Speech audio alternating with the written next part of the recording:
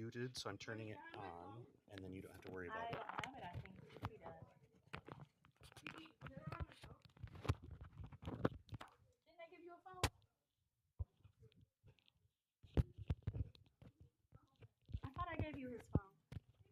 I did. I know I gave you it.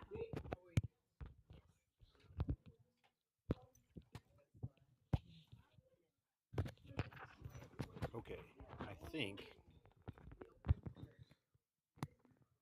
Let's see. Let's go. I'll let you do this part. We'll go over your left shoulder, and then on your. Sorry. And then on your collar.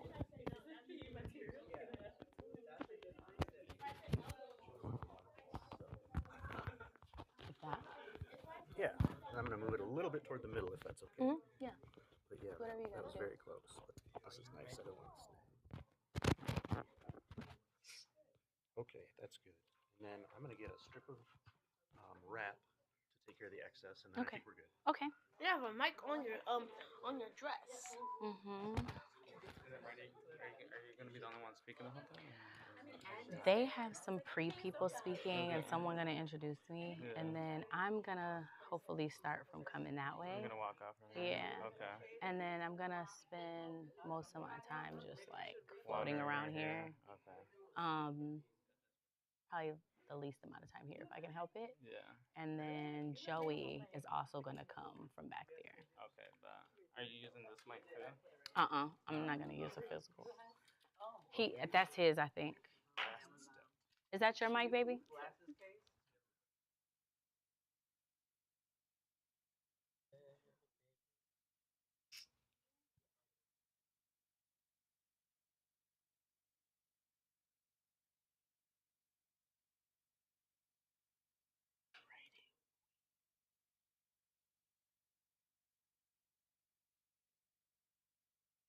Awesome.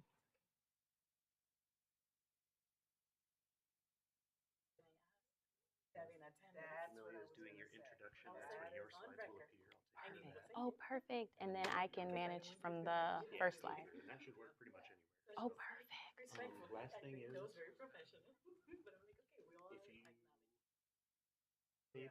you were to stay behind the TV with the envelope, as part of your program, your presentation, okay, I have the camera. This one goes this way. I guess I'm just letting you know. Oh, thank you for letting me know. The more I enjoy The better? it. Okay. I'll hang out there. I will kind of mingle a little, but then I'll hang out there. Yep. For sure. It's a balance, I know, but I just try to say that because some people will go all the way. And then they'll just hang there the whole time. Yeah, and it's nice and intimate and it's cool. I get it, but it's like I can't see you anymore. So. Sure. I got you. Thank you, Connor. Yeah, thank you.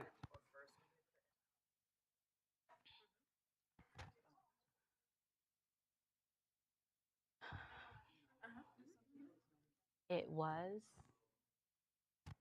a life emergency, but it wasn't a clinical emergency. Oh, okay. She got fired because of a statement about Kirk on her social. Oh, wow. Not work performance, not anything. Wow. This is crazy. It's really crazy. It wasn't even like a crazy statement, she said. She's like, I can't believe I got fired today. I can't believe I got fired. Yeah. I know. It's crazy. Hey, Joey. Come with me, boo-boo.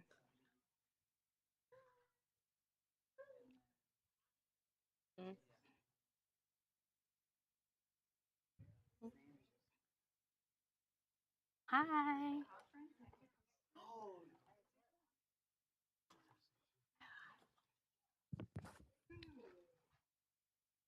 Hello. Yeah, you got to keep it on silent, boo-boo.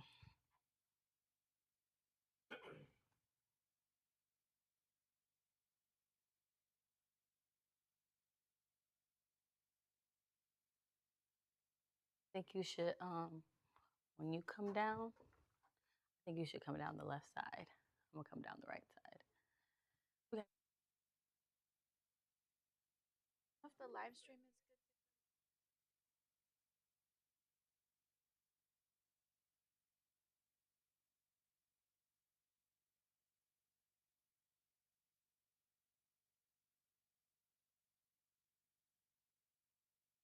Just gonna test this real quick. Okay, cool.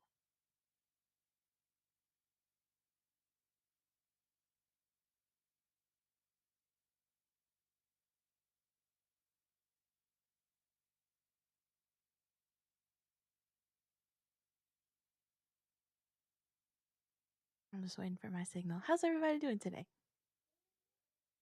Thank you for being here.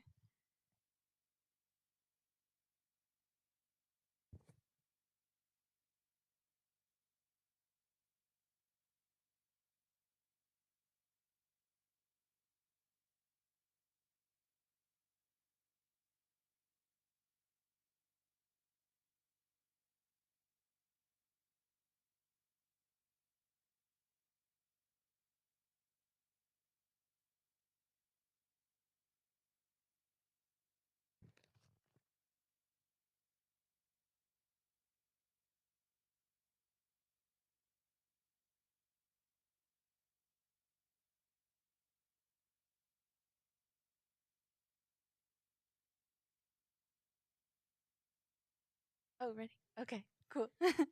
Alrighty. So, hi everyone. My name is Susie. I'm the office support person for the Woodrick Center, and I'm going to be reading our land acknowledgement today, and then I'll pass it over to Jamelia. Yeah.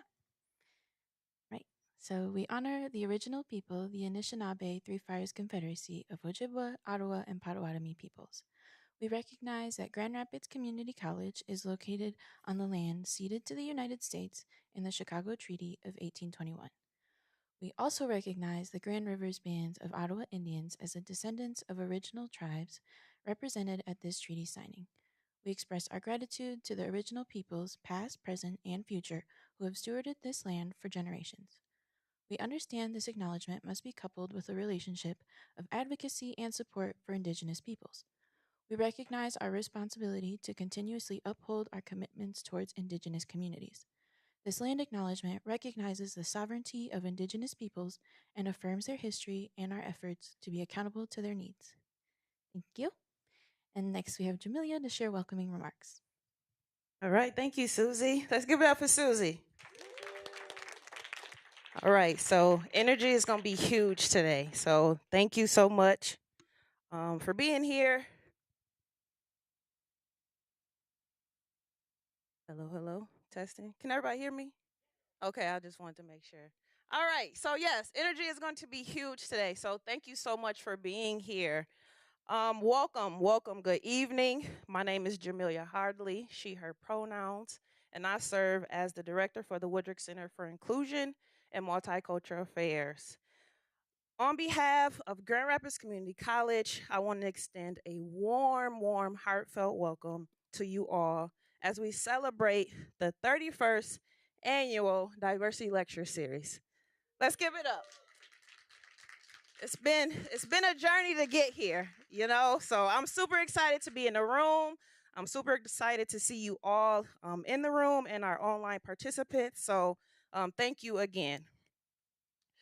To the folks in the room and the folks online, it truly means a lot for us all to share this space and be a part in some critical conversations. So I'm super excited for that as well.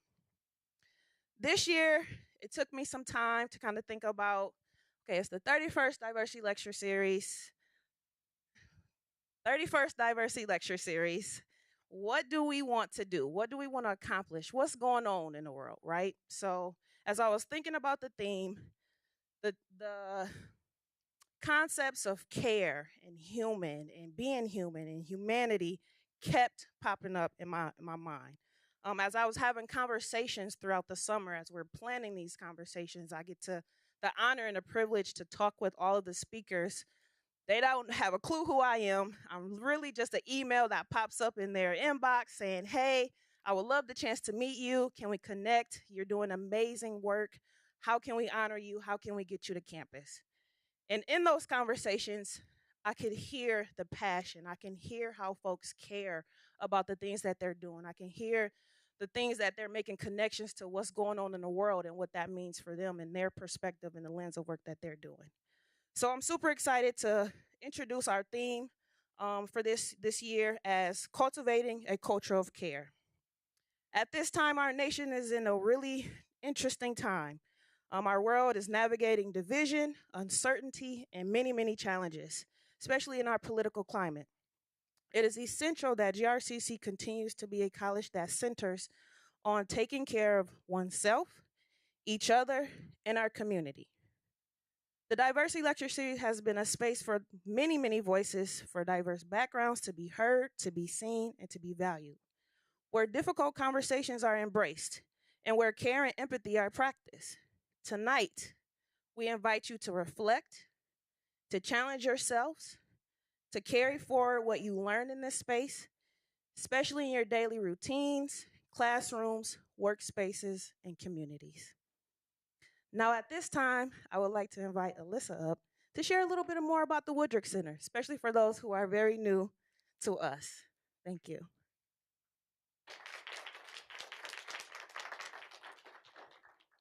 Hi, everybody.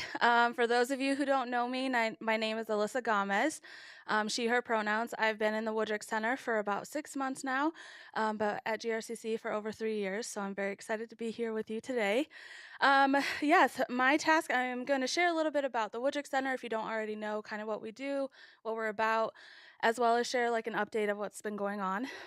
You've been seeing, a lot of the slides of what we got coming out this semester for our students, for our community, and we're just really excited to keep giving back to the people around us. So as Jamelia was kind of speaking about a little bit earlier, was that our office has experienced many changes and transitions, and we just want to take a moment to kind of share what some of the important work that has been happening in our office these last few months. So at the heart of GRCC's commitment to inclusion, the Woodrick Center for Inclusion in Multicultural Affairs strives to be student-centered by providing a multifaceted approach to learning, growth, and development.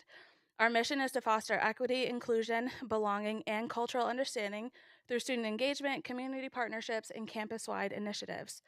We lead programs such as Brother to Brother, ALAS, which is assisting Latinos to achieve and succeed, NIA, which is Women with Purpose, and our new Rise Up and Achieve student initiative.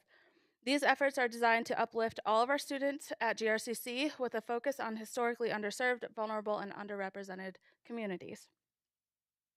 Over the past several months, our team has been actively strategizing, planning, and reshaping opportunities to further this mission and create meaningful impact.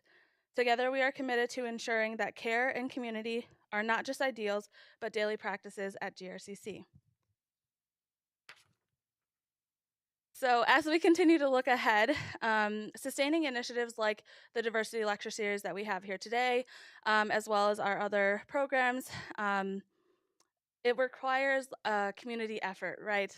Your support, continuing support, showing up, saying hello, checking in on us, as well as monetary support is always welcome and appreciated. So we invite you to consider making a donation to the Woodrick Center for Inclusion and Multicultural Affairs.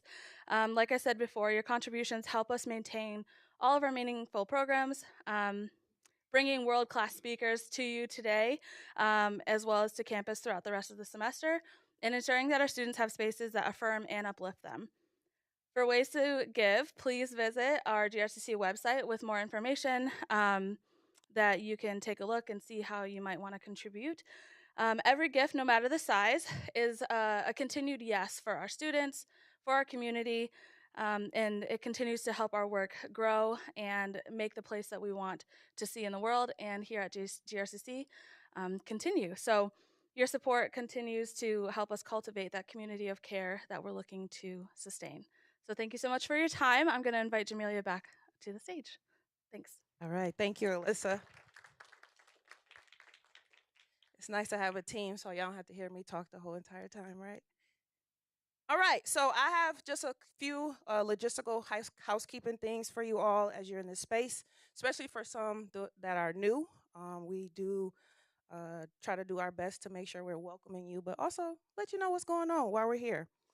So at the conclusion of the speaker's presentation, you will have the opportunity to ask questions, engage with the speaker, and share any thoughts you might have, especially as you reflect during the presentation. That goes for the same for our online audience as well. If you are participating online, there is a link in the comment section, which I did see that's something new this year, that you'll see a Slido link where you can input, a question, and we will make sure to make sure that your voice is reflected in the room as you share your thoughts. Participation is huge. So again, we like energy. We like to talk back to each other. It's a conversation. So treat this as such, as we're respecting each other, respecting the space, and as well as it's okay to disagree in some of these conversations as well. Feedback is critical. Connected to money is usually data. So we are always collecting data when your voice and your experiences is really huge and it matters. So there will be at the end of the presentation a QR code for you to also include your feedback, share your thoughts, your experiences, and how we can keep these conversations going in the future. I also want to give some shout outs and some thank yous. Without the help of so many different people in our community and on GRCC's campus, we wouldn't be able to have these conversations and do these different events. So, on behalf of GRCC, I would like to first thank you all for being here, both in person and online. Huge shout out to Steelcase, who is one of our proud sponsors each and every year. Shout out to Counseling and Wellbeing Office for partnering with us. One of the things that we wanted to center this year was doing these conversations in partnership and in collaboration with all of our speakers. So our speaker was recommended from our counseling center, so thank you. Transfer to Bridges. Oh, yeah, you can clap, absolutely. You don't have to, absolutely. Go ahead, shout out, absolutely. Transfer to Bridges is usually a huge part with making sure we have our treats and our beverages and a lot of the behind the scenes things. They take care of a lot of those things as well. Our media and the tech support. You don't want us to be doing media and tech, so shout out to our media and tech support as well. We usually have a signer. Today is a big day for the ASL community, so we did have our signer back out at the last minute. However, that is something that we do take very serious, and I want to make a note of that.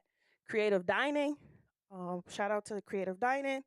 The Diane Morgan and group staff, I got a chance to meet them as well. Shout out to y'all. And then again, thank you all so much for being here.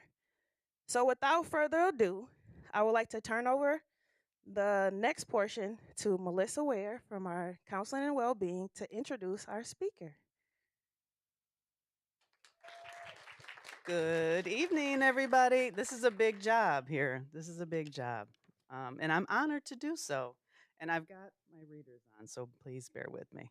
I'm excited because Dr. Brandi is a leader in the area of mental health and many other things. So I'm really ready for a message about leading with heart. So excited for that. So she is a true visionary, creator, and healer. And Dr. Brandi is a licensed psychologist, therapeutic coach, educator, trainer, speaker, and more.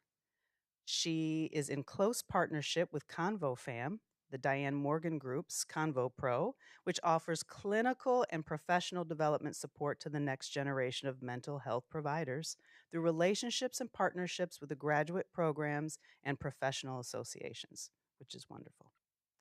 In years past, Dr. Brandi has done it all. In addition to her tenure in the nonprofit sector, she served as an assistant professor and the first director of clinical training, spearheading the pursuit for APA accreditation within Wayne State University's counseling psychology program.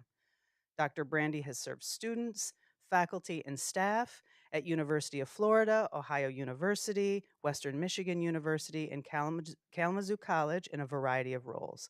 She brings a wealth of experience and innovation from her work in the K-12 public school system, nonprofit sector, long-term care industry, and community mental health settings. She has a wide range of expertise within the mental health and education arena, and her passions include grief and loss, intergenerational trauma, identity and personal development, and the integration of spirituality in clinical practice and professional mentorship, clinical training, and advisement. Dr. Brandi received her undergraduate degree from Clark Atlanta University and her master's and doctorate in counseling psychology from Western Michigan University. So without further ado, please welcome Dr. Brandi.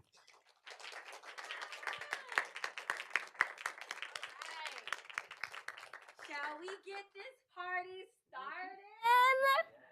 I am overjoyed to be here. Overjoyed to be here. I will not rescue you, for you are not powerless. I will not fix you, for you are not broken. I will not heal you, for I see you in your wholeness. I will walk with you through the darkness as you remember your light. Tell me that ain't bomb. That is so bomb. Written by Sherry Bliss Telsey. You are the creator and the master of your own healing. You own it. It's your struggle. It's your victory. Now, y'all probably need to know a little bit more about who I am. I am a child of this yet expanding universe seeking new forms of creativity and wisdom. I am Black. Pause for emphasis. I am bold. I am beautiful, yet in spirit divine. I am a self-proclaimed visionary, someone who daydreams often, daily even, about all of life's possibilities. Most of everything, I was thinking about this the other day, most of everything that I have ever envisioned has become my reality. That's dope, right? Okay. When I was 12, I started calling myself Dr. Brandi. Wasn't very popular at recess. Okay. It actually came across as a little bossy. But yeah, I started calling myself Dr. Brandi at around the age of 12. At about 18, I started to imagine and envision one day creating this program for teens and families, which eventually became my 501c3 nonprofit organization, Future for Teens, serving youth and families right down the street in Kalamazoo during my tenure at Western Michigan University and eventually throughout Metro Detroit. And then probably around my mid-20s, I know I still look 20, but around my mid-20s, I started to imagine honoring the legacies of my deceased mother, Sean Diane, may you rest in peace, and Yvette Morgan. And here we are. I am the proud creator, principal psychologist, therapeutic coach and conversationalist, supervisor, advisor, and CEO for the Diane Morgan Group, which is a therapeutic and consulting firm that is intended to change the game of mental health nationally and internationally. Right? Oh my gosh. Y'all, my fantasies, I said I was a visionary, right? So my fantasies, they weren't all about degrees and career. I also, excuse my language, but I'm here to keep it real. I also imagined someday marrying this fine-ass man, you know, and I did in 2011. And then I started to imagine and dream about these gorgeous, strong-willed, intelligent, stubborn children, and I had them in 2012 and 2014. You'll meet them today. I envisioned the car I would drive, the house I would live in, the adventures I would have, and I'm so curious to know how many of you are dreamers just like me. Ooh, you didn't waste no time raising your hand. You a dreamer? You're a dreamer. You're a dreamer. Okay, this is the part of our time together where we converse, okay? So I'm gonna come over here. Tell me what you're dreaming about. Right now, I'm dreaming about how to expand global education and study abroad for more community college students, specifically Black and brown ones. Big dreamer. My girl. Yes, love it. What you dreaming about? Can we use the mic for the folks? Oh, sure. I'm not, you mean to tell me I'm not loud enough? Are you kidding me? Oh, for the folks. Oh, Jojo. Thank you. Hi, I'm dreaming of opening an Islamic Women's Resource Center where we could provide services to women and to the community, educating and empowering. I love that. Sacred space. Yes, sacred space. Who else is dreaming? Y'all sleep? Who else dreaming? I need one more dreamer. You look like a dreamer. You been dreaming? Yeah. What have you been dreaming about? What are you fantasizing about? So I'm in the construction industry, and one of the things I do dream about is just increasing the number of around workforce development and people who are being able to experience dignified work in the construction industry that's fulfilling, that's safe, that's healthy, and allows them to contribute to building. We say building, not only building structures, but building themselves. Yes. You know, I heard a quiet clap. Clap for all our fellow dreamers. You know, as a therapist, I often kind of get sucked into certain words, and you said dignity, and that just kind of rocked my world. I love hearing that we're dreaming about dignity and integrity and sacred spaces and global vision. People ask us at an early age, you know, what we're going to be when we grow up. How many of you have ever been asked what kind of experiences you desire to have? I don't remember ever really being asked that. Or how many of you have ever been asked, you know, who you want to be? Not just what you want to be, but who you want to be, dignity, who you want to be. How many of you have ever been asked, how exactly is it that you want to contribute? You know, someone once said to me several years ago, and it kind of blew my mind, somebody described me as iconic and oceanic. I was like, oh, damn. And then recently, my son, who is now 13, recently, I've told this story a few times. Recently, my son, I was just talking as moms do, and, you know, schooling him on something, and I started to catch myself. I said, I'm doing too much talking. People know me, know I talk a lot. I was like, I'm doing too much talking. But my son said, you know, Mommy, you should speak more. I said, what? He said, because you're so powerful. I haven't met very many 12-year-olds that want their mom to speak more. So I'm sharing this with you to say who we want to be, how we want to contribute are kind of the most viable questions of the day, as opposed to what exactly it is we want to do. And while these sentiments over the years have been incredibly validating, they've also been incredibly terrifying.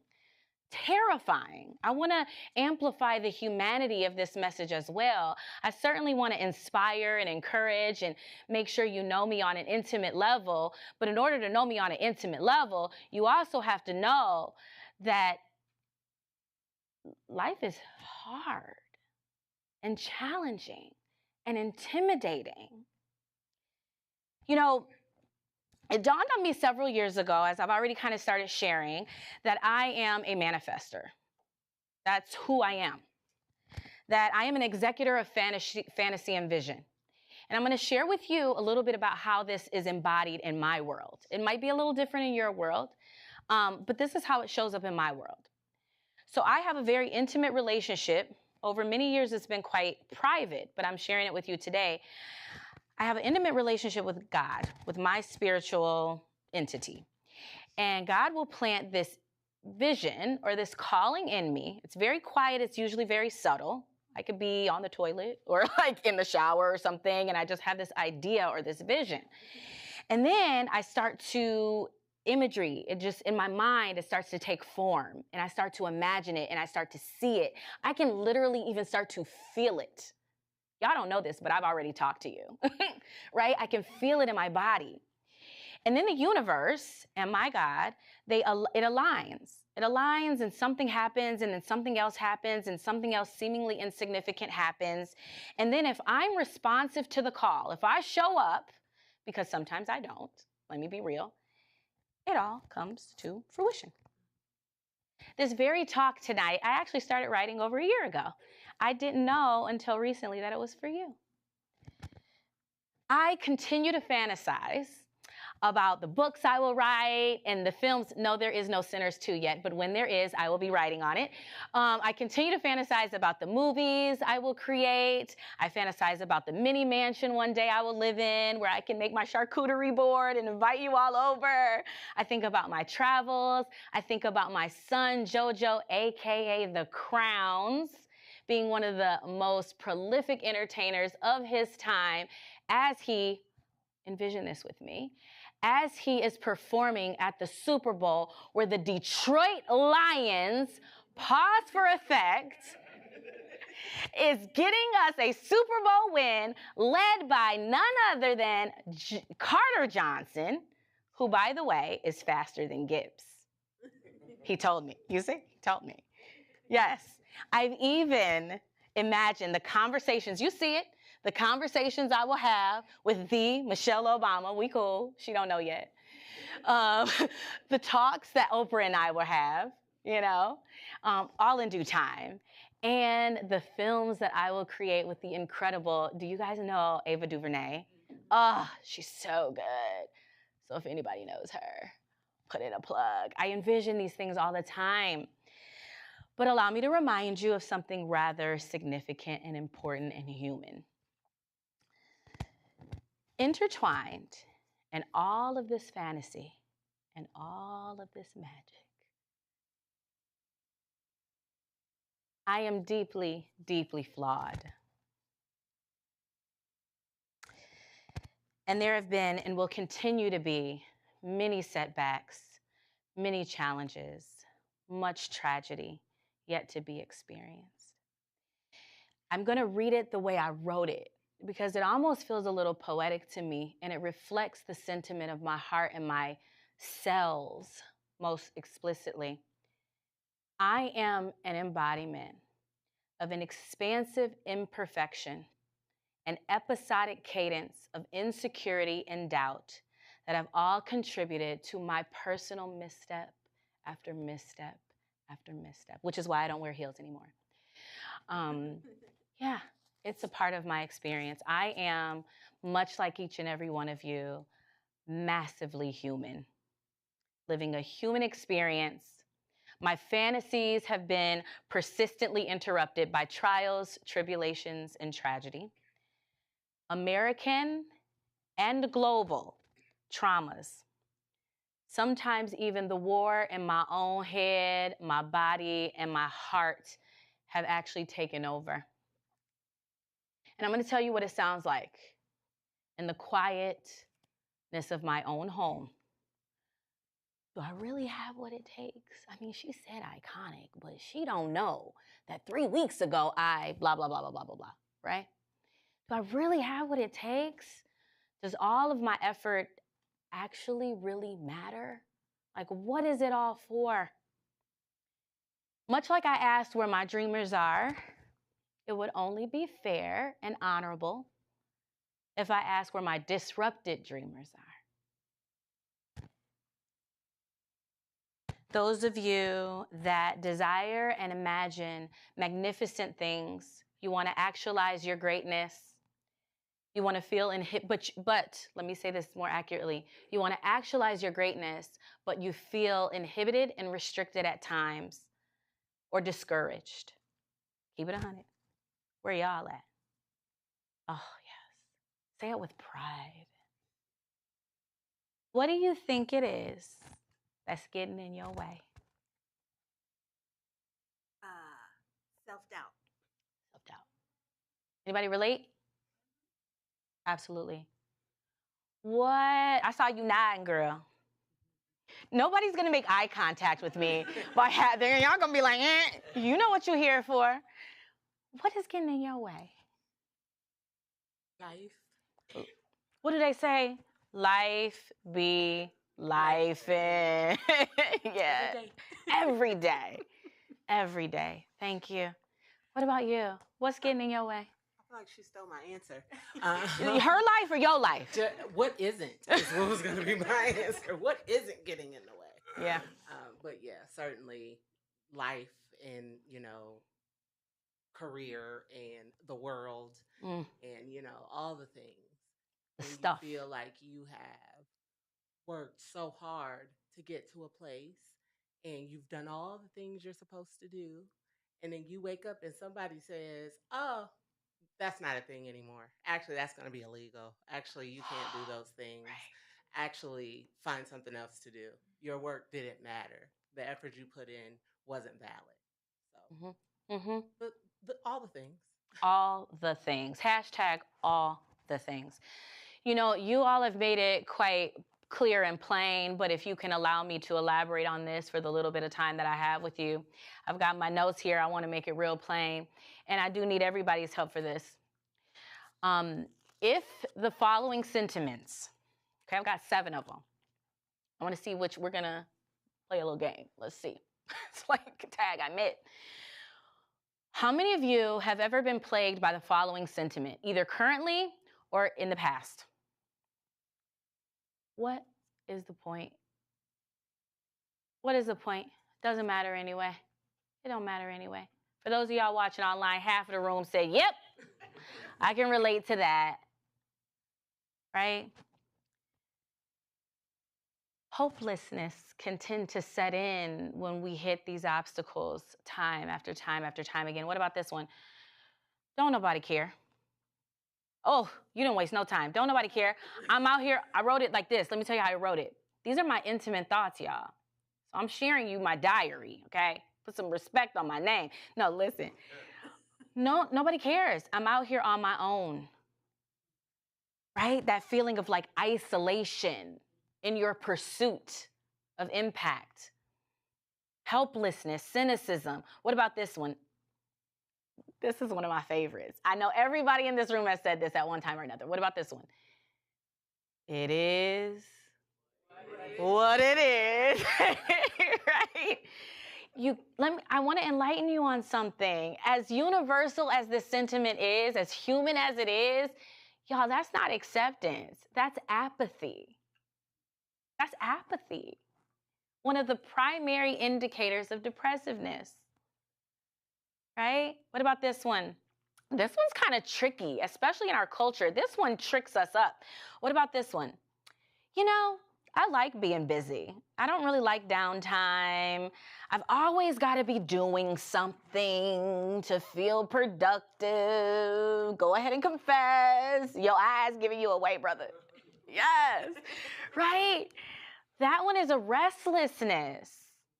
Now, you all are having a conversation with a therapist, and I wouldn't be doing my job. I'm not diagnosing everybody, but I am acknowledging some of the pervasive symptomology that we're all walking around with. This is why we're always saying give each other grace, because all of us in this room have endorsed helplessness, hopelessness, apathy, restlessness.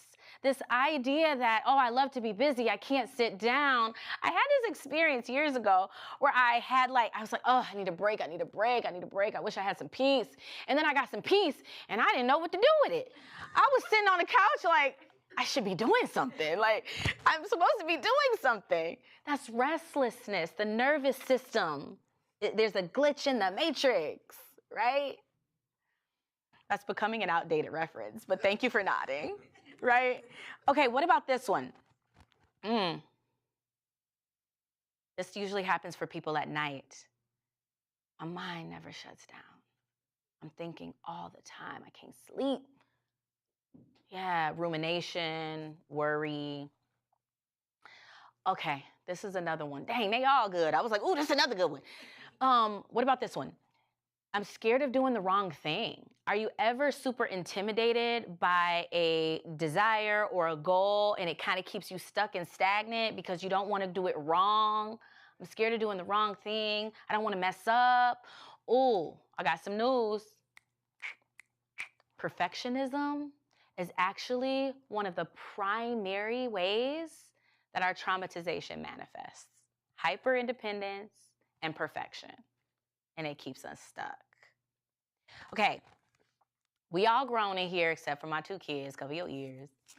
But I'm gonna say it the way I heard it, okay? If it's okay, I'm gonna say it the way I heard, because this is one of my favorites too. I gotta like get in character. If a bitch come for me one more time, woo-hoo-hoo-hoo, I'ma go off. And you know what it could be? It could be the wall because you stubbed your toe. You know, it could be anything. You know why? irritability, and right? I'm so glad I'm not alone. I'm so glad I'm not alone. You know, one of the primary indicators of depressiveness, and I'm very intentionally saying depressiveness and not depression, because it would be incredibly unethical, inappropriate, and disrespectful for me to say, diagnostically speaking, that each and every one of these things would be an indicator of depression or anxiety. But they are indicators of depressiveness, as in a mood, right? And they are indicators of anxiousness. We know in order to have clinically significant depression or anxiety, you have to meet a combination of criteria. And it also has to meet a statistical significance, meaning that it has to significantly impair your daily functioning. But I'm living amongst the resilient. And so we're all walking around, as we all endorsed in this room together today, with no shame and no judgment, that we are all carrying these symptoms of angst. And statistically speaking, we know, the CDC has kind of said this, the data is probably a little outdated at this point, but that 1 in 5 adults in the US experience symptoms of depression and anxiety. And I'm here to tell you that over 13 million is honestly way more than that, but because of underreporting. But over 13 million people in the US are endorsing symptoms of PTSD. We are all walking around traumatized, okay? Traumatized. And so I'm begging the question, like, how did we get here? Whew, how many of you ask yourselves that? Like, how did I get here? I didn't have this on my notes, but I'm going to say it. I don't know. I feel compelled to say it. And my intention isn't to offend anyone. My intention is to be authentic. And so I'm going to say it the way I feel it. I remember thinking the other day from a very empathic place that nobody ever, when they're a child and somebody says, what do you want to be when you grow up? Nobody says an alcoholic. No, I think I just want to, I think I want to be homeless. We all find ourselves in despair as a result of a combination of circumstance and oppression and struggle and challenge, sheer humanity. We're all carrying varying degrees of intergenerational trauma from our ancestors. I'm talking about your grandmama's grandmama, grandmama's grandmama. Epigenetics is in your body. Traumatization has planted seeds of limitation in our psyche. Those seeds get watered as a result of the accumulation of daily stressors in our lived experience, and they feed on the subconscious like a leech, ultimately playing out in our thoughts and behaviors daily. When I'm working with clients, you know, everybody's aware that psychologists assess for symptomology. That's very, very important. But what we also need to do is, I say sometimes you'll know that you are struggling as a result of your habits, not necessarily a result of your feelings. Not always.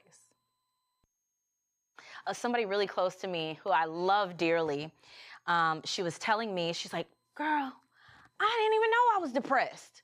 I said, you didn't? She said, no. I said, well, she said, I didn't know I was depressed until I wasn't. And she was telling me, like for real, she was telling me how she went to Chick-fil-A, and y'all know Chick-fil-A's line, right? If anybody goes there. I have a lot of thoughts about that, but that's not what we're here for, right? So the lines are long. So she said she went to Chick-fil-A. She was going through the Chick-fil-A line. She got there. She got her fries, and they were cold. And she said, and I ate them. I said, okay, where's this going?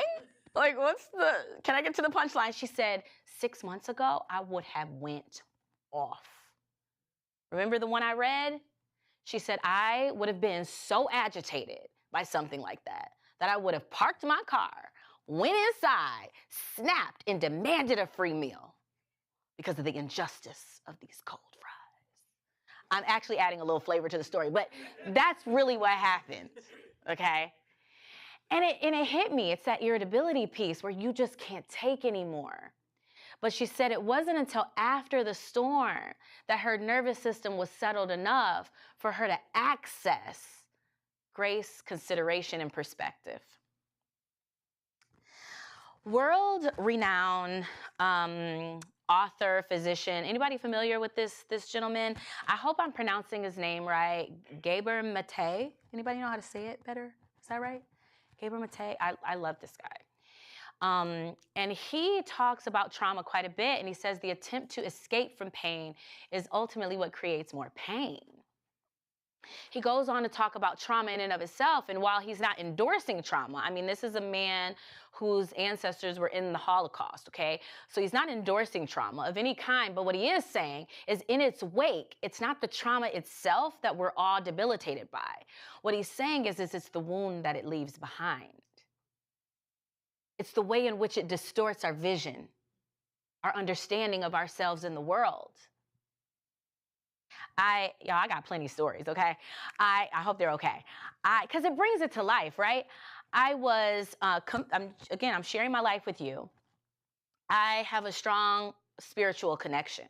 And so I was watching a sermon on television, and the sermon I was watching, there was a pastor, I'm not going to name the pastor, but I'm watching it, and I found myself criticizing this pastor, like profusely. I mean, I was talking about the man pants in my head.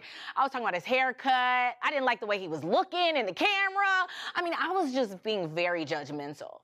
And I took a minute, and I realized, ooh, it is the heartbreak and the traumatization in my body. In therapy, we talk about transference and countertransference. I was reacting to him in a way that had nothing to do with him. So you know what I did? I was compelled to cut it off. But I laid on my couch and I closed my eyes just to listen to the message. And then I got the message. The wound that the traumatization leaves behind will impede magic,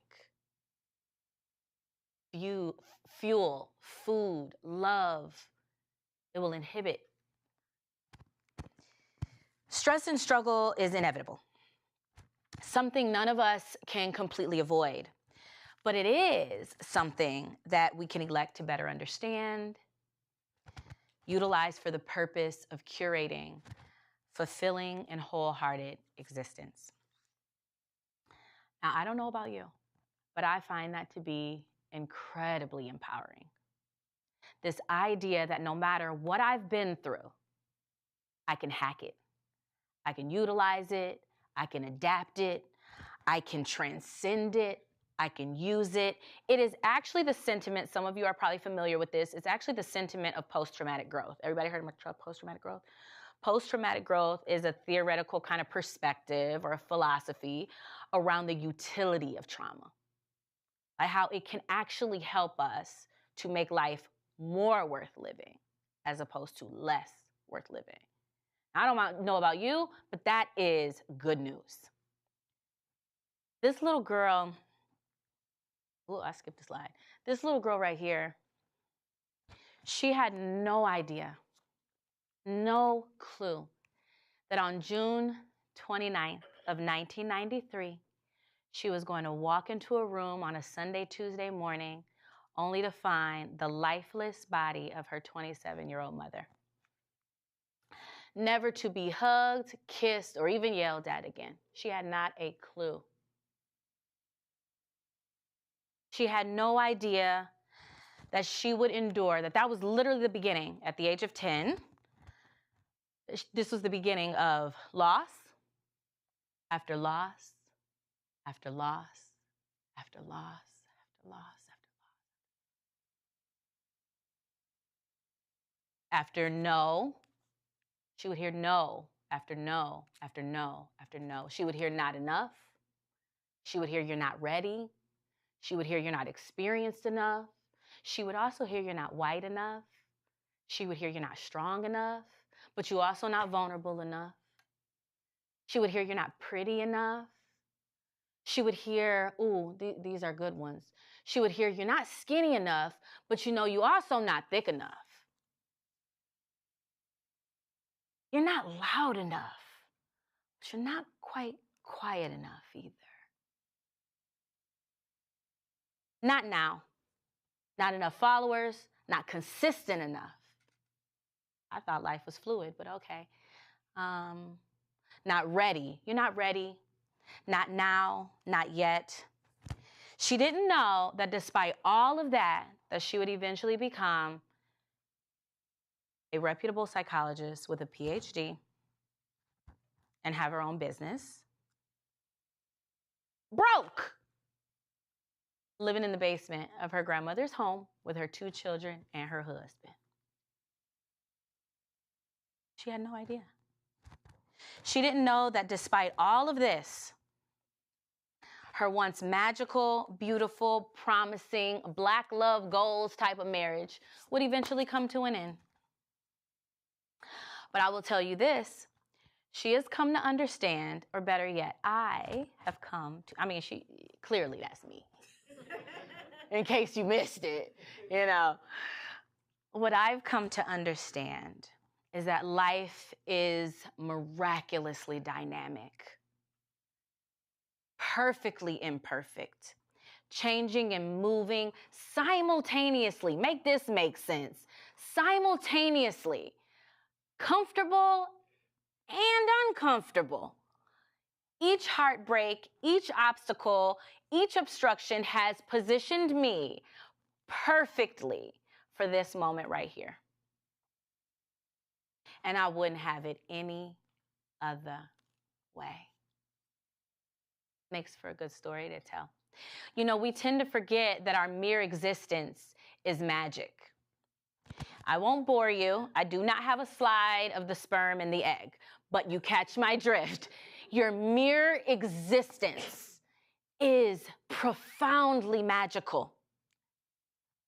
Are you familiar with the African proverb or philosophy? Oh, yes, I see heads nodding. Mbutu. This African sentiment that recognizes our ancestral and cultural link as family. Not in the literal sense, right? But in the universal communal sense. I am because we are because I am. It emphasizes the notion that we're community, that we're interconnected. I prefer interconnected over interdependent. You know what I'm saying?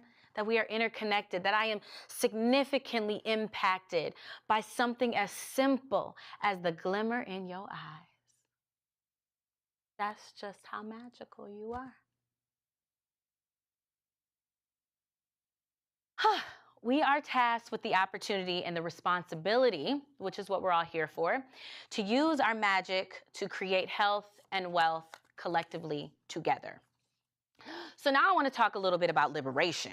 Okay, it's like my favorite thing to talk about these days. Talk a little bit about liberation and liberation leading with heart. To be liberated, we must set ourselves free from imprisonment. Okay, this is serious business. I'm talking imprisonment of doubt, of shame, of fear, of suffering. I did not say sorrow. I said suffering. Okay, there's a difference of jealousy, of perfectionism, of restlessness. If you are not adequately familiar with what restoration feels like, then we have work to do. My kids are so funny. I'm sure I get on their nerves. Because when they say that they're bored, I'm like, oh, baby, that's peace. You're going to need it. Get comfortable. Do a little perspective shifting, right? Today, I invite you to break free from the subconscious, trauma-influenced oppressive thoughts and behaviors that are getting in your way, that inhibit you from living and contributing in the fullness of the magic that you already possess. I'm sure you've heard it before, that you need nothing more than what you really already have. And nobody promised you it'd be easy. And nobody promised you it would feel good. We will constantly be in a tug of war with hardship and challenge.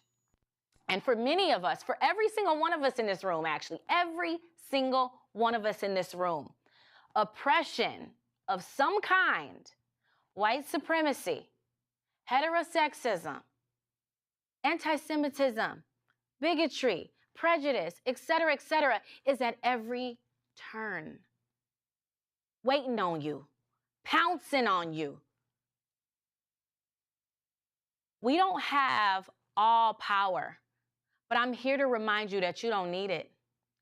Because when we live empowered, anything is within arm's reach.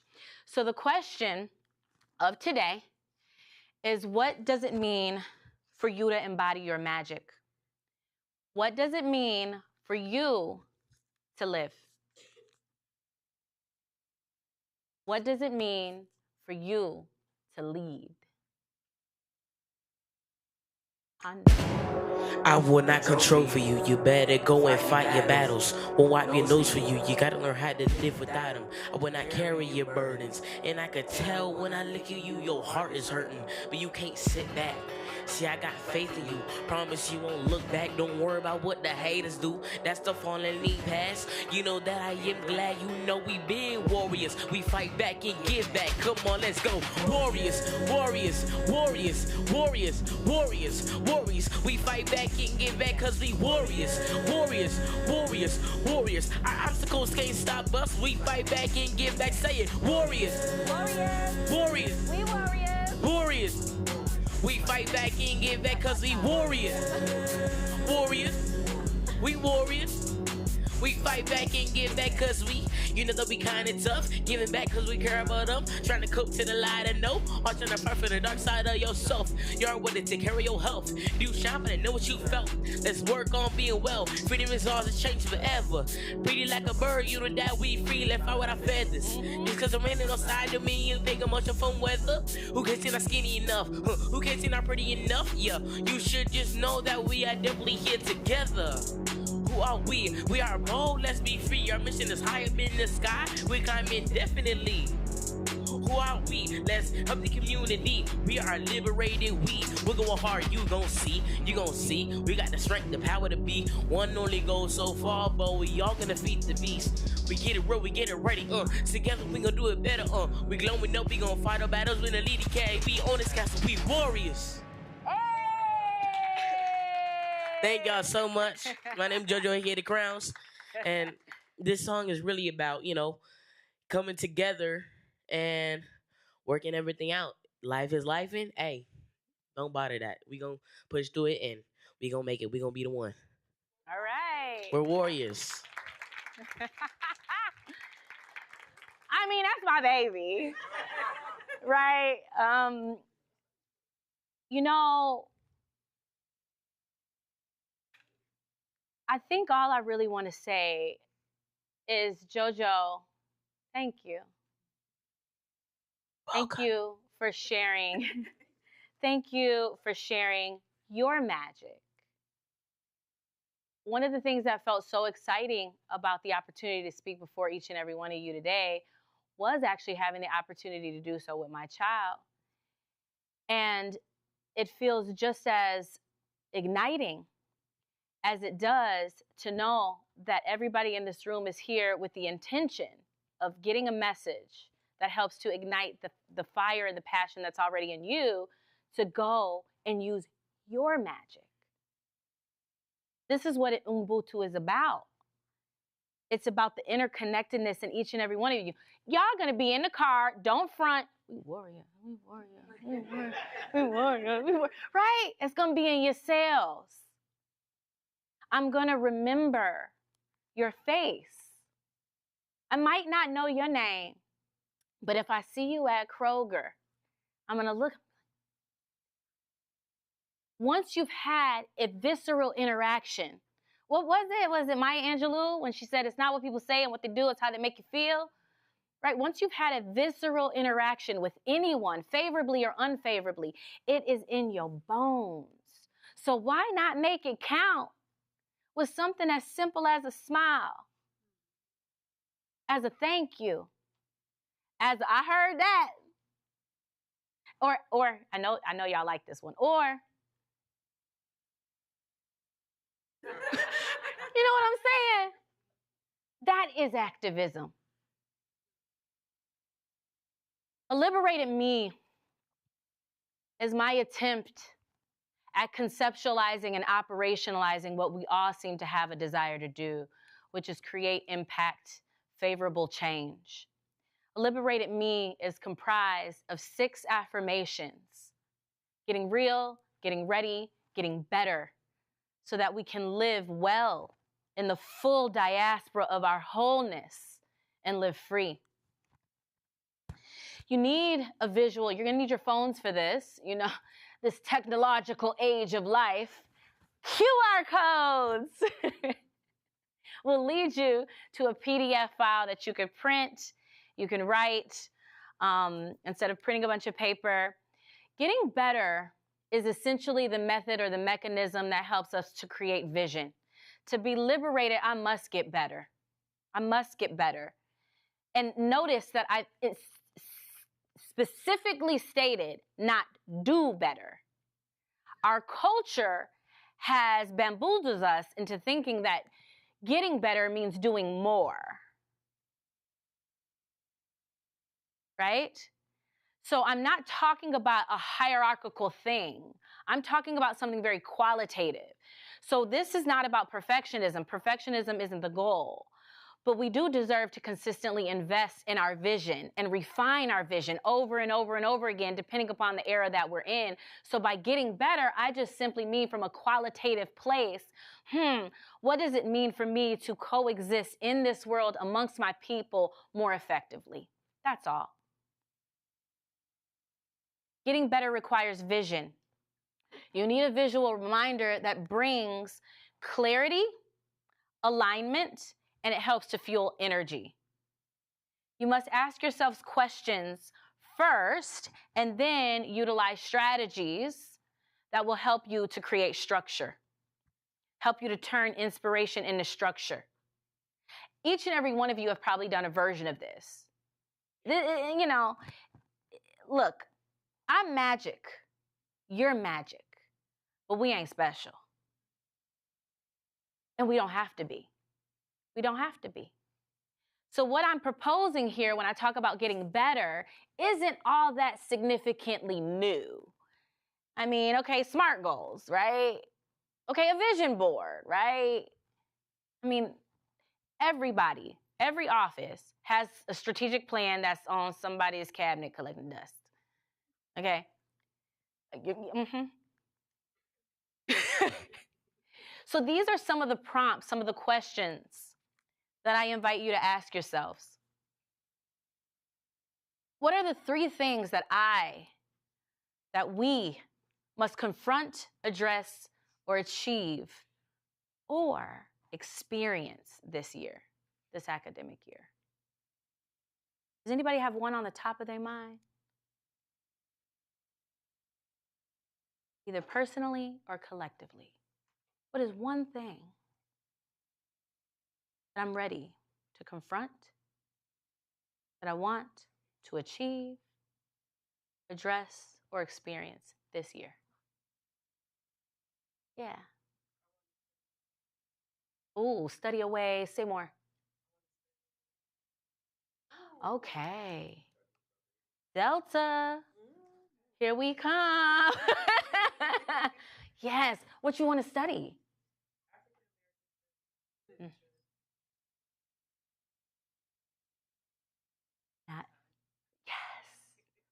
Okay.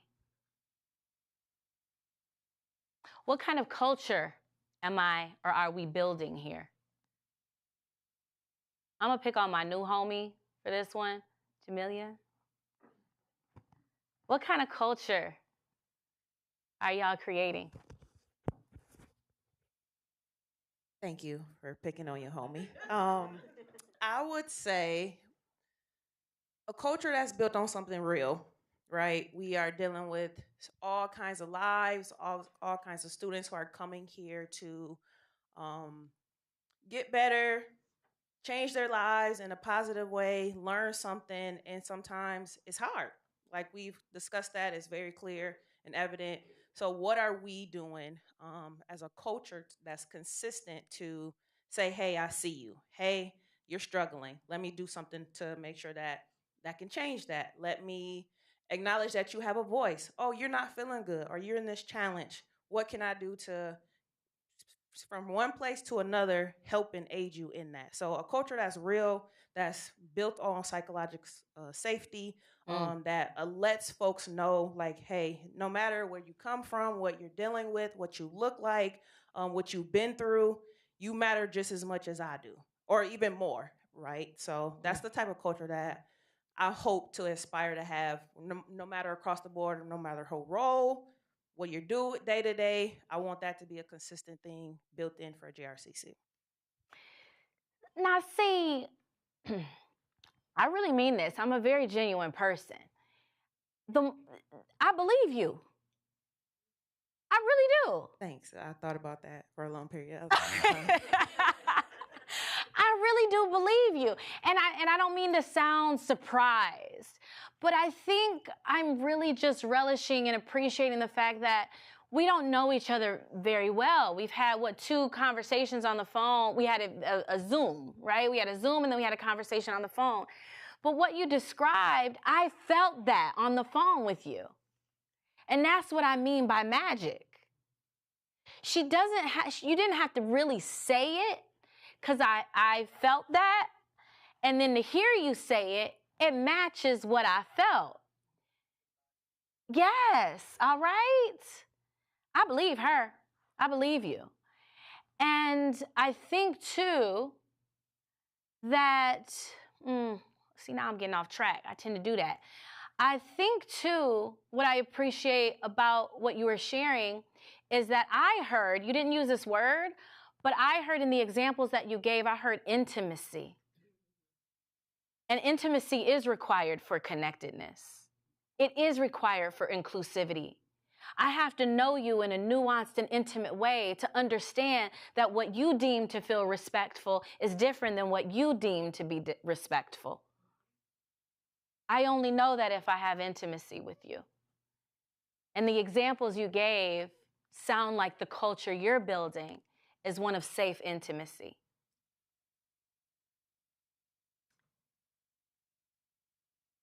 And you already described how we show up for each other.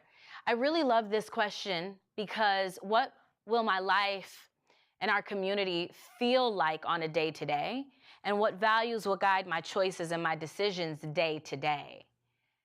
I mean, this is a question that helps us to go from this conceptual understanding to a very literal operationalization of our values, right?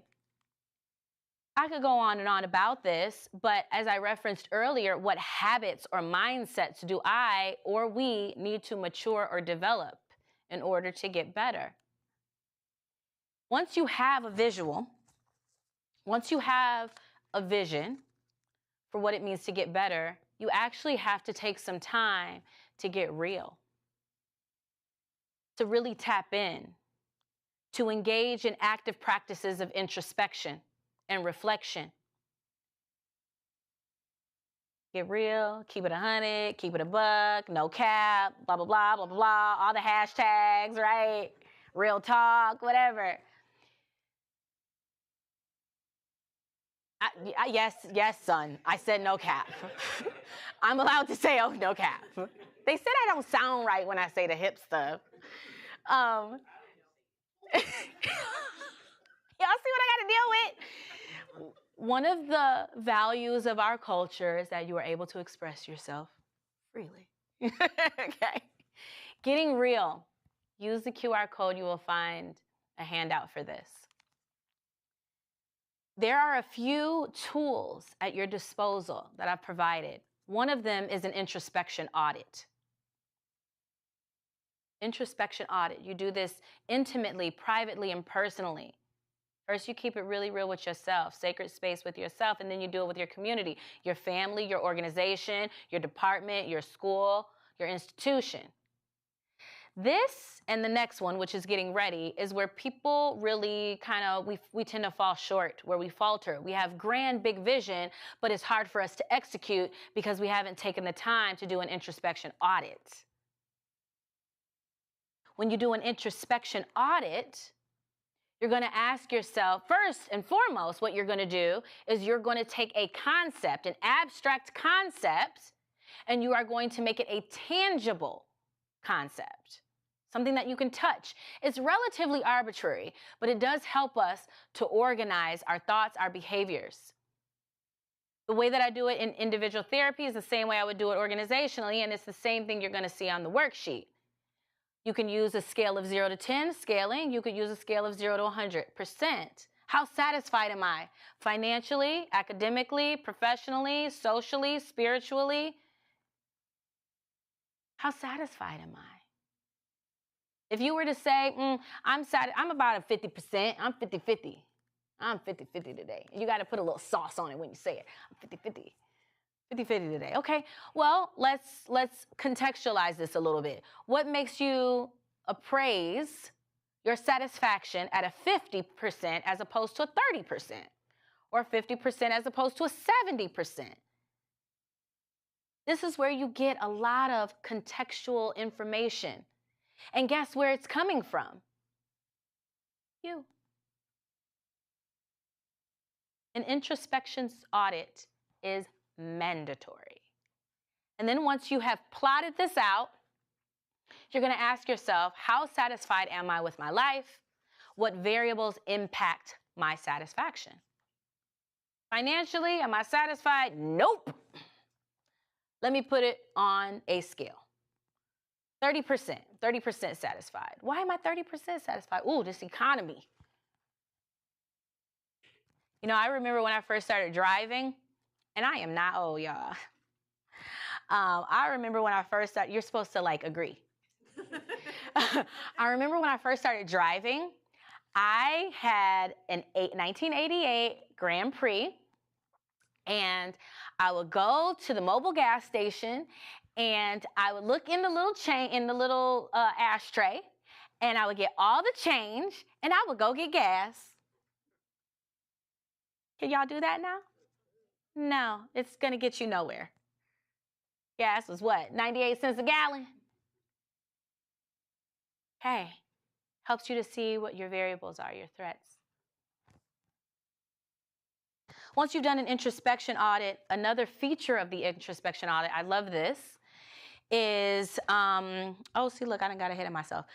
We engage in behaviors and habits. Oh, I love this part. I really love this part. I talk about this a lot. And I talk about it in two different ways. One of the ways I'm going to introduce to you today when you're doing an introspection audit is you're asking yourself, do I or we as a community engage in behaviors and habits that are vision supporting or vision inhibiting? And you already have your vision because you already did the get better, right? So are my day-to-day behaviors, are my habits, are they vision supporting or are they vision inhibiting? I also like to ask, are they health inhibiting or are they health inhibiting? Right? Do they support or do they detract from your vision? I do this thing. I'm confessing a lot today. Y'all know way too much about me. Talk about intimacy. I do this thing, and Ashley, I don't want to hear anything about you. I don't want you to say nothing, okay? Pop, that's my dad back there, y'all. Don't say nothing, okay? I do this thing where I could be on time. Like, I could be like, see, do you see? I could be like early somewhere, like I'm gonna make it on time. And then I have this pervasive inhibiting behavior where if I'm early, I'm like, oh, I'm gonna be 15 minutes early. That means I have time to stop at Starbucks or whatever, or CVS. That is a vision inhibiting habit. Don't stop. Don't stop. Y'all ain't gonna make a liar out of me. I'm gonna stop. Right? What are your health inhibiting habits? What are your health enhancing or promoting habits? You can use the language that makes sense to you. What are your vision supporting habits? What are your vision inhibiting habits? The loop of restricted function is huge when it comes to introspection because it is the self-fulfilling prophecy mechanism that inhibits us from operationalizing and embodying our vision. Here's an example of how this could look on an individual level in an academic setting, right? I don't think I'm good at math and that I will fail this exam. And as a result of that perspective, I start to feel anxious and psychologically drained. How many of you have ever had a task that you have to do and you don't do it, but you do it in your head in the way that you fear and you get exhausted? It drains you. You didn't even do anything.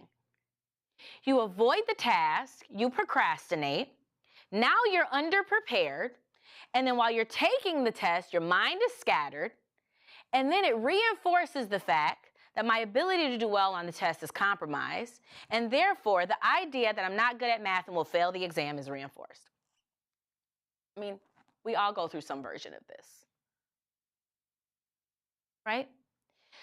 This is a collective example, a communal example of the loop of restricted function, okay?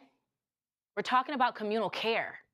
Communal care requires that you step into and act in accordance with your courage. I can't tell you how often in graduate school this was a reality. It might show up in a meeting, it might show up in, a town hall, it could also show up in a classroom. I want to make a difference, and I want to have a positive impact on the world, and I want to be a good steward to my peers.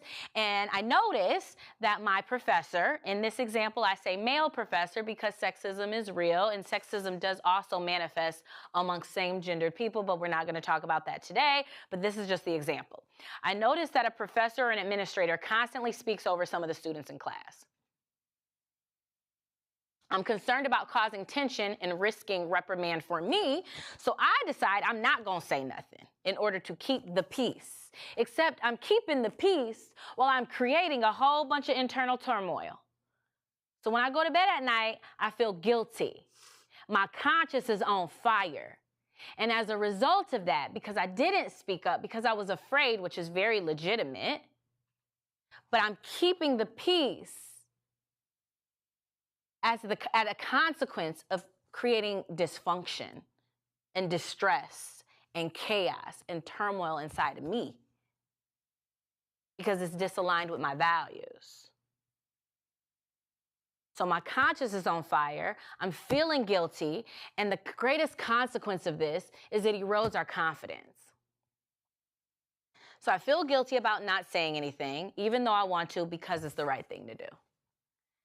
And so now that my confidence has been eroded, next time I go in that class, the likelihood that I'm gonna handle it exactly the same way has amplified.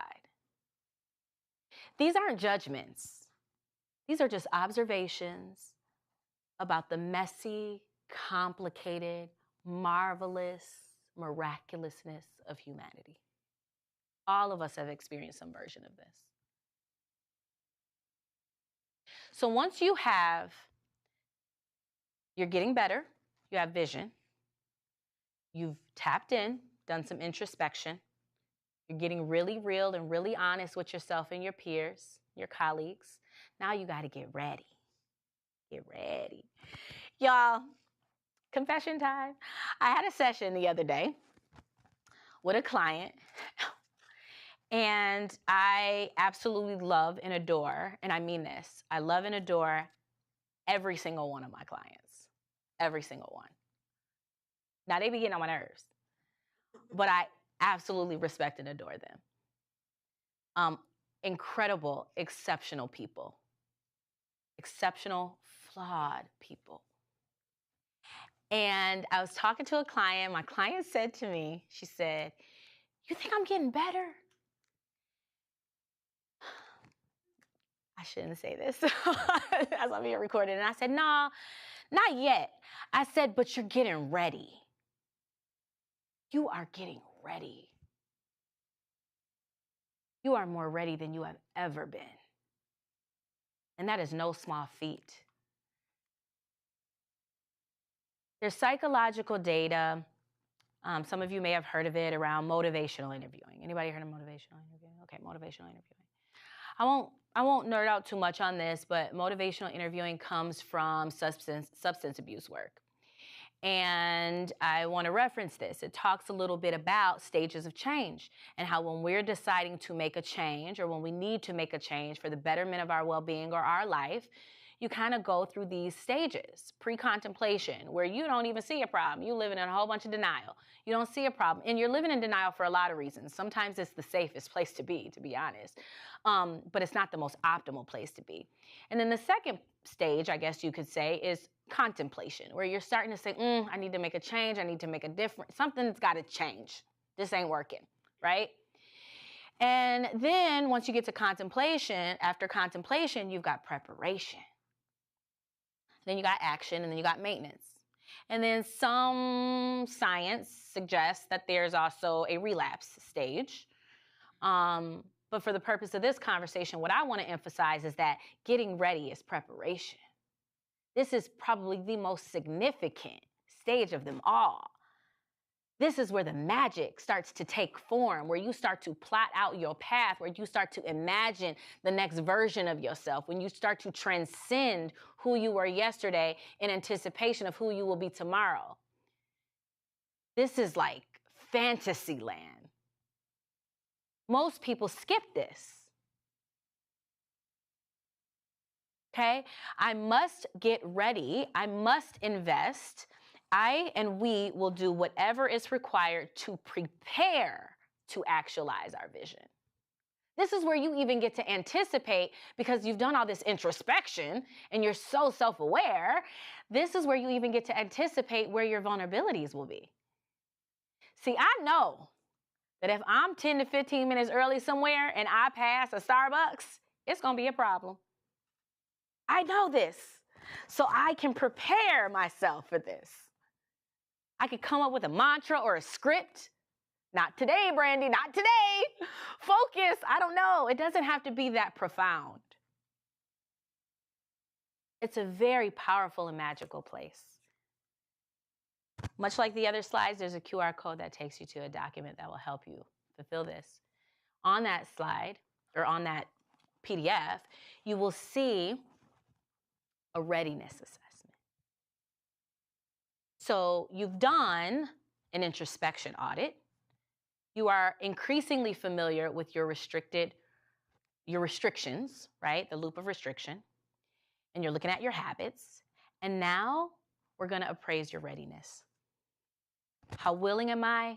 And how ready am I? How confident am I? I love talking a little bit about confidence because once you've declared the commitment to change and you've crystallized a vision, now you must disrupt those vision-inhibiting thoughts and habits and prepare for the journey ahead. So what knowledge, skills, and resources do you already have at your disposal that will help you to execute the change? And then, of course, what do you need? And I don't mean things like, everybody's going to say, oh, I need money. Okay.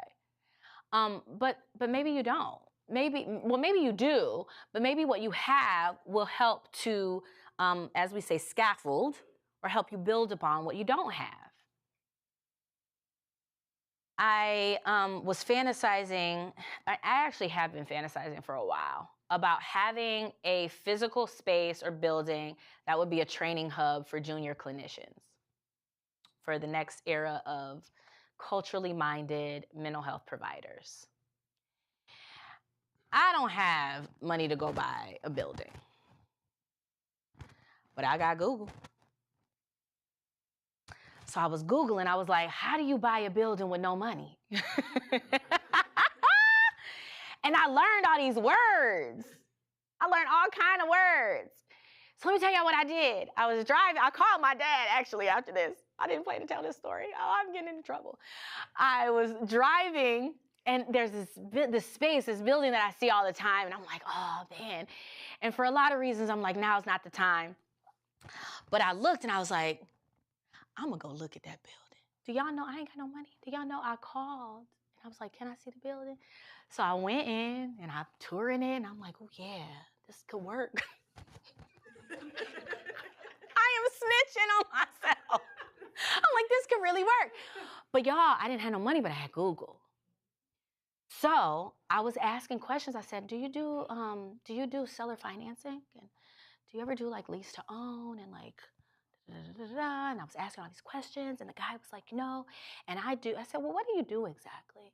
And he was describing what he does. And he said, I consult with people on how to acquire businesses. I said, oh.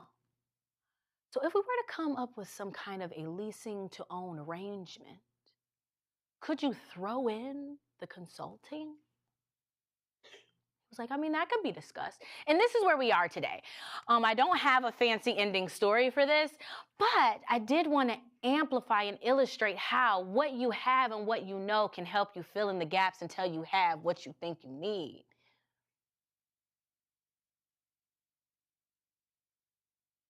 I invite you to have the audacity to live in the fullness of your magic, however it presents itself today.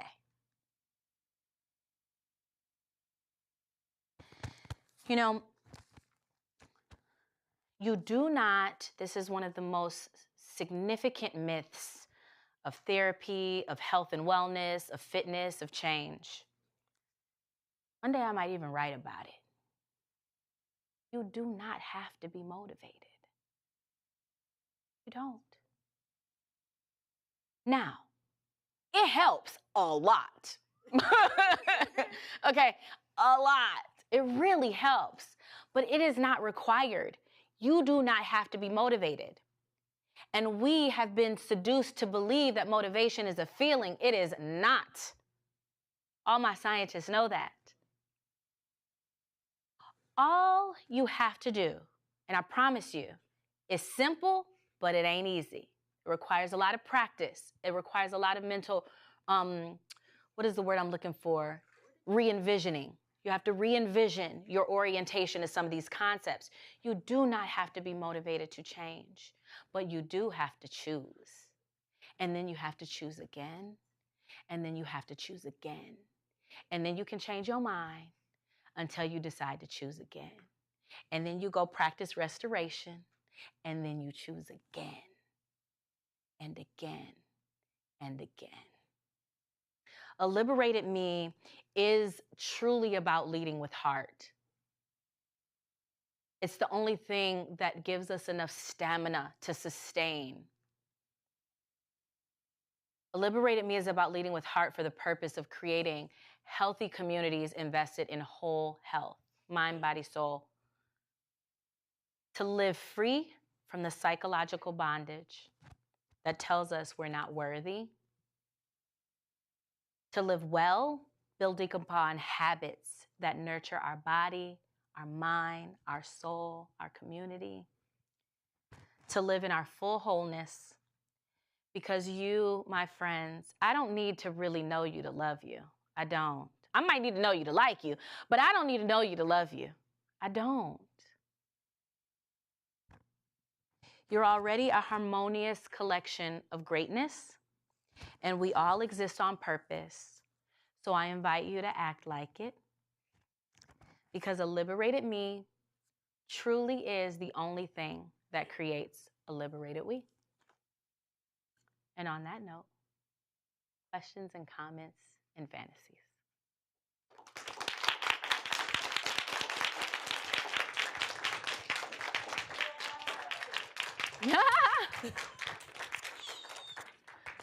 Thanks, y'all, for listening to me. Yes, thank you so much, Dr. Brandi. Let's give her one more round of applause, please. So if it works for you, if we open it up for just a couple of questions. Yeah. Folks online, feel free to use the QR code, correct? And then to put your questions in. And anybody, any questions right now? And we'll bring you the mic.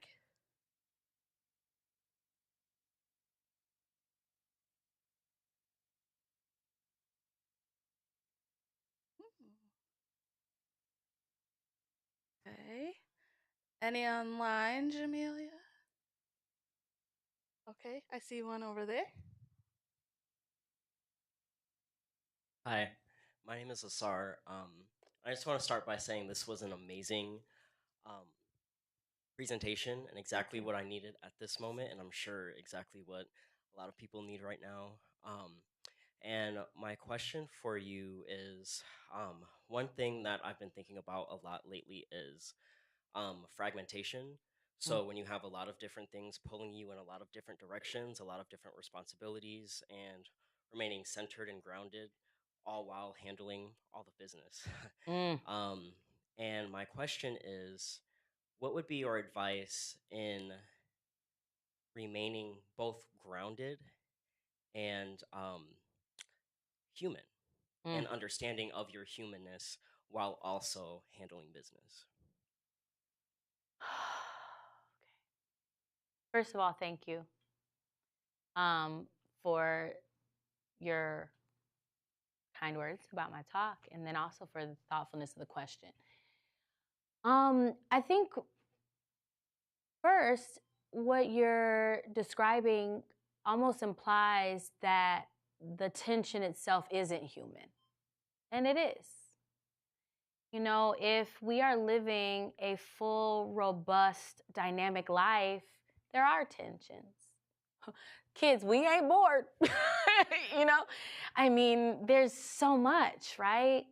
And so on some level, the tension in and of itself is a version of the aliveness that so many people are craving, like wanting purpose, wanting something to do that matters. And with that said, I think the sentiment that you were expressing tells me, and you could correct me if I'm wrong, that there is a threshold, though. There comes a degree of arousal, if I could call it that, where it actually tips the scale from worthwhile and, you know, vision enhancing to kind of vision inhibiting and overwhelming. And, you know, some of what I've tried to offer you today, I think, can certainly help with that. We do all need tangible tools to help us re-anchor. And sometimes people will ask me, well, how do I stay consistent? Well, you know, even that's kind of contextual, because if my metric of consistency is a week, that looks different than my metric of consistency over 10 years or a year. And so really normalizing and humanizing the idea that having to reconnect to myself and recenter myself is human. It's normal. So if you or anyone is feeling that, then it's nothing more than an invitation to slow down for a season, for a moment, for a day, for a weekend, and say, okay, what are my 1 to 3 things that help center me? And they don't have to be huge. Mine, a good candle, a great playlist, an instrumental, and a yoga mat. And for me, a little bit of Jesus, okay? That, if I sit and I create a moment for that, the rest will come. The other thing I will offer as a tangible and specific thing, I talk a lot to clients and people that I work with and myself in the mirror. Anybody watch Insecure? Yeah, I be having my Issa moments where I'm like, girl, right? So I have to do this with myself too, where I have to kind of like use my tools, my candle, my incense, my Jesus, these things. And I have to say, okay, what exactly are my 3 to 5 aspirational values in my life right now? What are they? What are they? What are they? And then everything has to align with that. Everything has to align with that. I had the privilege, this is the last thing I'll say, I had the privilege of one of yours truly, someone interviewed me for the Jasper, for the newspaper. And I was just talking to her about how 15 years ago, I was at every march. I was like, I thought like the consummate activist. But now I find that one of my greatest forms of activism is cooking dinner for my kids and sitting and saying, how does this or that feel? And so giving yourself permission, this is why the earlier question was not just what you want to do, but who you really want to be. So if my calling is healing and my calling is care, then it's going to look all kind of different ways over the course of my career, over the course of my life. And if I have the privilege and the luxury of living another 20, 30 years, then it gets to change and evolve. So I would say, my friend, my brother, my new homie, I would say figure out what are your methods that help you re-anchor, and give yourself permission to connect to your magic, and then allocate where you want it to go and accept it. Just accept it. Because there's pressure everywhere. Nothing's going to be enough. Nothing. I have a client wait list right now. I always have a wait list. I used to feel very guilty about that. Like, I can't serve everybody. I need to get more clients in. I need to get more clients in. What I've learned is that the wait list is a gift, because every client I have, they get my best. Every single one. And they wait. I don't advise it. I'm like, let me give you a referral, but they will wait. Oh, I don't know if that answers you, but. It does. Thank you so much. Thank you.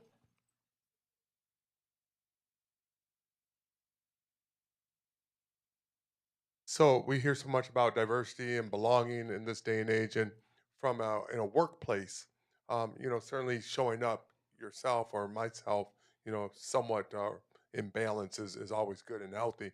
But as we think about belonging in the workplace, what are some of these practices that you've seen be effective, in the fast pace of the corporate world when we're trying to um, build a sense? You mentioned about culture earlier, that sense of belonging. What are some of those practices that we can also share with our managers or our directors to help them think about how they foster that sense of belonging and balance within the team? What are some of the kind of best practices for cultivating belongingness? Ooh.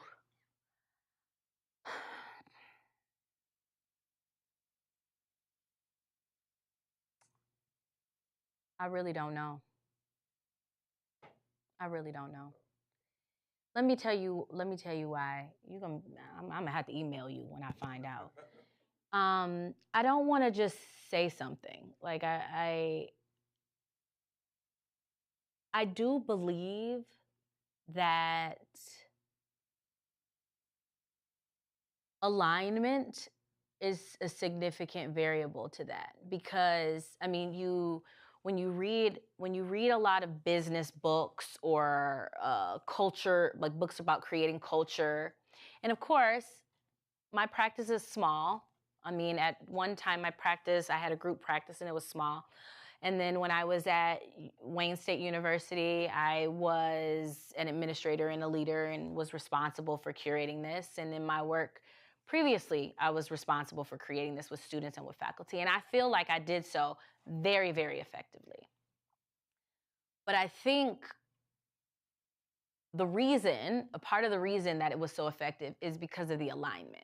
And every business book talks about this. Like, are people in the right roles? Are they in the right place at the right time in the right role, right? Every business book talks about this, okay?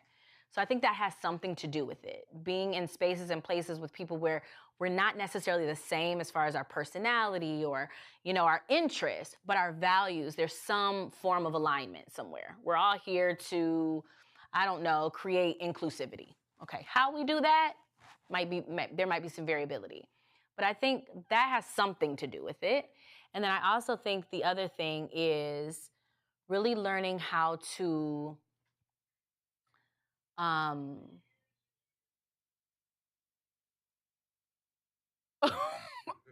I hearing Trump?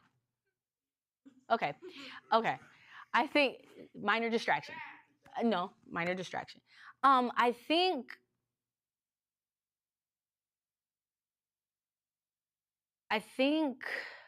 I don't know. Yeah, I really don't know. I really don't know. I would encourage you to ask people around you, though. That might be a great place to start. Is to acknowledge that you're observing that it's not existing to the full capacity that you think it should and it could. And then maybe ask them, what would help us all to experience and feel a sense of belonging in this space? That is absolutely the most appropriate place to start. so I can't call it. Yeah. Anything else?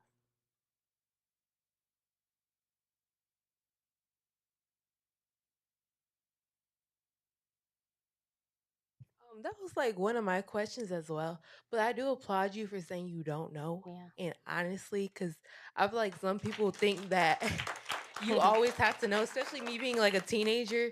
I feel like we're kind of taught to like, you need to know this, you need to know that. But really, I applaud you for like not saying anything. Because just because you don't know, don't mean there's not an answer, Yeah. but you just don't know the answer. So I do applaud you for taking the time out to not just say anything and really honestly speak and say that you didn't know. Thank you. Yeah, thank you for saying that. I think honestly, this is an answer. I think the integrity and the authenticity is critical because you got to feel safe. And if I'm going to play you or finesse you, especially in this culture, you don't have safe. It's not safe. You can't create belonging without that, you know? And then I also think to double down on what I did say, I can't really, I think reverence for people is really critical because I can't speak on behalf of what would make the culture a sense of belonging in your culture. Your culture has to define that.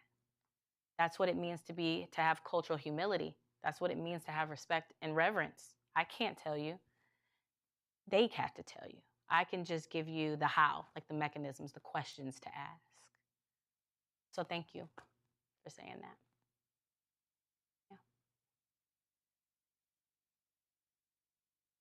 Any final questions? Online? Okay. Well, thank you again. If Great job, mother. Oh, thank you, sweetheart. Great job, son. Yes. If anybody has other questions or comments, or y'all just want to chop it up, you want to find out if I've been on time, this is how you find me. And if anybody's ever interested in following JoJo, aka The Crowns, this is how you find him as well. Thank you for your time. One more round of applause for Dr. Brandi and JoJo. JoJo like my new little brother, y'all. So he came up here talking to my boss, talking about something. Is she really doing her job? But for real though, is she really doing it? So I appreciate you both. Again, thank you so much to everyone for joining us, both online and in person. It's truly an honor and pleasure to have some of these critical conversations, some of these questions that were proposed. Has me even thinking. Like when you were asked that question, I'm like, I don't know. So I appreciate you asking that as well, because oftentimes I'm the one in the space who also feel like, okay, some pretty loaded questions. So but I think there's opportunity there, right? There's opportunity for us to kind of go back, reflect, think about what that means for some of the things that we've heard, what was shared to us, and really reflect on what does that truly mean, because we can't stay at I don't know, right? We gotta continue to push ourselves, challenge ourselves, and think about what's the next. What can we do to put a building block to that I don't know question? So thank you again. So that concludes our first 31st Diversity Lecture Spirit. Amazing job. I feel so much, so much motivation from today's talk. I hope you all feel the same way as I do, and kind of left and leave with some reflection thoughts, and see how the things that you've learned you can take away and take out of this space, and share with others. As I remind you, we are definitely looking to make sure that we hear your feedback. Your thoughts are very much so encouraged. Please take the time to scan another QR code. We are a QR code campus, and here we are making sure. Listen, me and QR codes, we do not get along, but that's all right. We'll get it together. So we have another QR code that should work. If you don't have access, please come and let me know, but you should have access. I tested it out a couple times. Everybody was able to pull it up. Wonderful. I did it right this time. All right, so take your time, fill out the feedback. It is critical, it's important. I know I play a lot and joke a lot, but it is really serious as we think about what's going on. The work is very serious, it's very critical, it's a heavy lift, and we can't do it without you all in the space as well as folks online. Our next speaker, we got another one. So our next speaker comes in October. It will be Carlos Sanchez, and it will actually be a lunch and learn. So feel free to take a screenshot. Had an amazing conversation with Carlos as well. Super excited to come and visit campus as well. He is a familiar face in the Grand Rapids community. So we're super excited to have him come and share his thoughts about what it means to be uncomfortable. So another thought-provoking conversation that we are super excited to have. And we'll have lunch. So that's a treat. All right. I think that is all my announcements that I have. Again, thank you all so much for being here. And yeah, have a wonderful night. Safe travels to you all. And if you have any questions or comments for me, I'll stick around. Are we throwing out swag? Oh, let's pause. Throwing out t-shirts.